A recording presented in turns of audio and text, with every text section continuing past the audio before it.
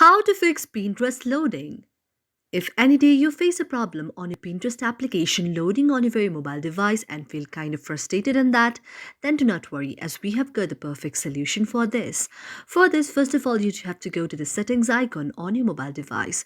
For this, you can go to the settings icon from the top side here, or you can also directly go to the settings icon on your mobile device. Whichever you have to go to the settings icon on your mobile device. After you tap on the settings icon on your mobile device, you can see an interface like this. After you see an interface like this, you have to go to the search icon on the top side. After that, you have to search apps there. After you search apps there, you can see an interface like this.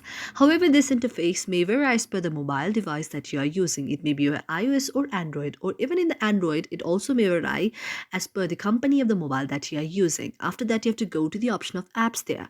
After you tap on the option of the apps, you can see the list of the various kind of applications that are on your mobile device. Now you can directly scroll down until you find the option of the Pinterest there, or you can also go to the search icon on the top side and there you can search the Pinterest, and then when you find the option of Pinterest you can just tap on that.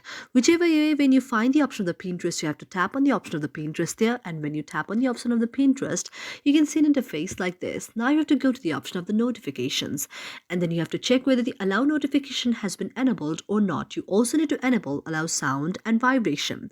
After that, you have to go back and then go to the option of set as default and tap on set as default. And this way, you also need to enable the open supported links, and you have to check whether open supported links has been enabled or not. And if it's enabled, you have to go back again. After going back, you have to go to the next option, that is the option of the storage, and tap on the option of storage.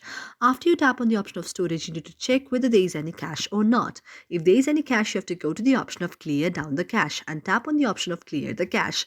And this way, you have to go back again.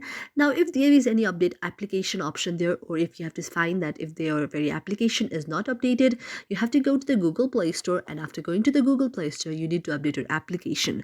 You can also go to the option of app details in store, and after going to the option of app details in store, your very application will be open in store, and you can update your application from there as well. Thank you for watching our video, and if you really like it, do not forget to subscribe our channel.